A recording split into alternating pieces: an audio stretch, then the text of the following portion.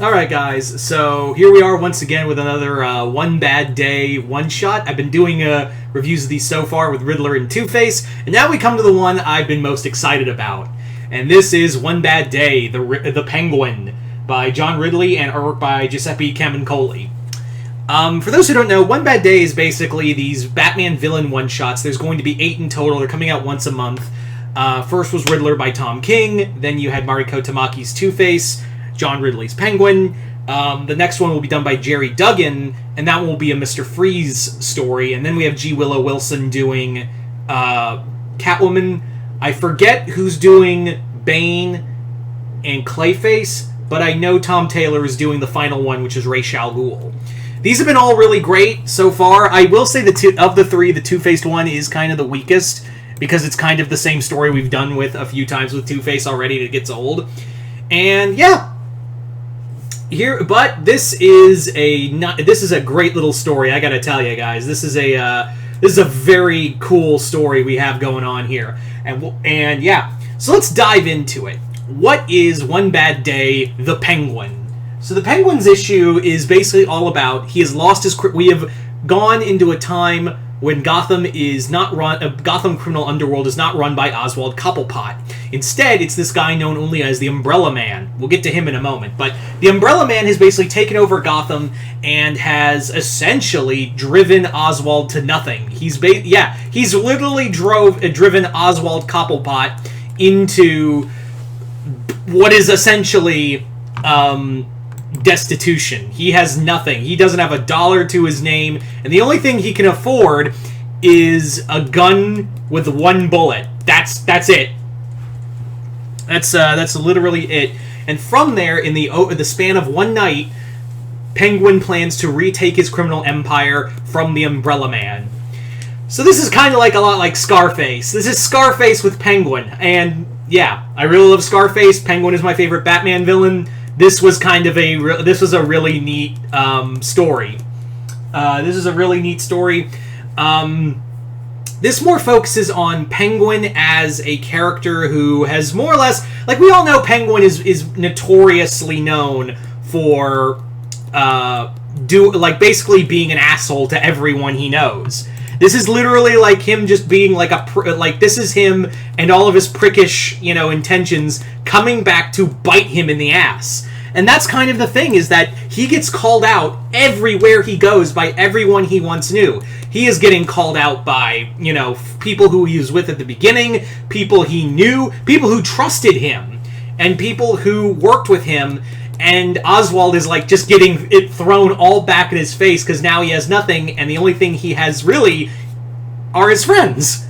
It's kind of in a weird way when you think about it. It's almost like a fucked up version of a My Little Pony episode.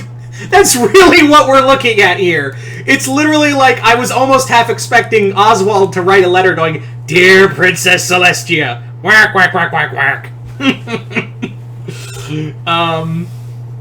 Anyway, so while this is going on, we have Commissioner Montoya, which, by the way, sidebar, I really love the idea of Renee Montoya being the new commissioner of Gotham PD. That's so perfect. I really love that. I love that more than Bullock taking over. The idea of Montoya taking over, she's a character that's been massively established. This is like evolution for her character, really. I would like to see her as the Question again, but I can't. But beggars can't be choosers. I will take it as Commissioner of Gotham until... God, don't kill her, please. Don't kill her. There are fans, and there are legit fans of Montoya, so don't, myself included, don't fucking kill her off. Just let her be second in command when Gordon eventually takes over, because we all know that the Big Two is predicated on status quo. Anyway, rant over. Getting back to the comic. It basically shows there's this great scene where Batman is flying through flying on the Batplane, and he's hearing all this radio chatter, and he's just like, pick one. Just pick one. And he's sitting there just stuck in his seat, contemplating, because he knows he can't be everywhere. The absolute carnage that Umbrella Man is unleashing is astronomical. And there's a moment in here, and I'll get to that because there's a point in this comic where I do need to kind of address a few things. Anyway, so let's talk about a few things. First off, the Umbrella Man. The Umbrella Man is the antagonist of the story, and he was literally Oswald's umbrella guy. He was the guy holding Oswald's umbrella until, like, he decided enough's enough and got people behind him, because one person says it best, literally, no one liked you. People liked him. And although they do really talk about, the Umbrella Man, he's a terrifying guy. We don't see him till like halfway through the book. He's more like spoken to in shadow and more like hyped up. I do think the hype is a little underwhelmed, because this is kind of the issue I have with the comic, is that they're all trying to be these big, like, 64-page books. But I feel like this could have been a miniseries. Like, I'm sure, I have a feeling that John Ridley had this as an idea for, like, a miniseries, but then they were like, do you want to do it as, like, a one-shot? And he's like, sure, okay. Like, he had this idea, because it really feels like this comic should have been at least a 4-issue miniseries, and it's really, like, squished down to, like, 64 pages, because it ends real fast. Like, they just wrap everything up real fast. Yeah, so Umbrella Man gets taken out, and it's at the end of it, just by the end of it. But you really don't feel like he was a big villain. You really don't feel like he was this imposing figure. He's just more violent. That's really it. Anyway, we also get new characters for Oswald's crew, which he becomes friends with. We have Lily, who is this woman who has superhuman strength and big fists. She's the one to, like, call Oswald out and then, like, really tell him, like, dude, you really fucked up. You really, like, when I needed you, you cast me aside. And that's why your guys turned on you. There's also Elliot, who's this young thug who, like, he's afraid of hurting anyone, but when you mock him, he just goes into a rage. There's also Frida, who's a female gun runner. Her and her crew remind me a lot of the Valkyries from Sin City. I would not be shocked if John Ridley took inspiration from Sin City for these characters. There's a sweet moment also with Penguin in here, and he's like, throughout the comic, he's literally learning, I was a dick. And yeah. So let's talk about something that does kind of, like, I don't know if, like, this will bother people, but I was, like, kind of odd about it. But I like it at the same time, because, like, I like it, but it's odd I know it's going to be odd for some people. So there's a moment in here where Batman and Oswald are having a face-off. They're not fighting, they're just having a face-off. And Penguin literally lays it down to Batman. You know, you always thought that you were, like, the savior of this city. Like, you always thought that you were, like, the Gotham's, you know, guardian angel. The truth is, asshole, you didn't do shit.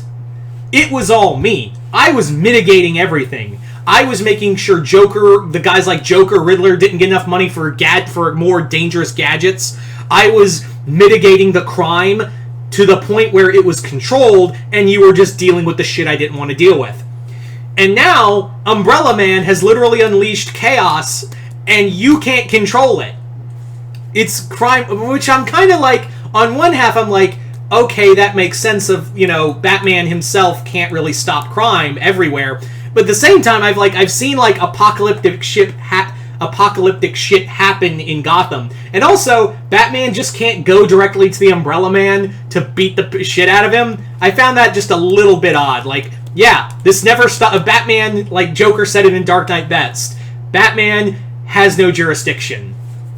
So he could have just gone to the Iceberg Lounge and beat the shit out of the Umbrella Man. I don't know what stopped him there. But still, this is all a really good comic. This is more of a character piece for Penguin.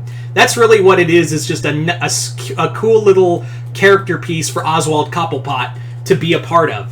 It is definitely my favorite of the three. I would say Riddler is coming in at number 2. But remember, we still have 5 more one-shots to do. The next one is, like I said, Mr. Freeze, which is I really hope is going to be good. I really like Jerry Duggan as a writer, and Mr. Freeze is a favorite Batman villain of mine. That's going to be great. G. Willow Wilson is going to be doing Catwoman, which, okay, Catwoman.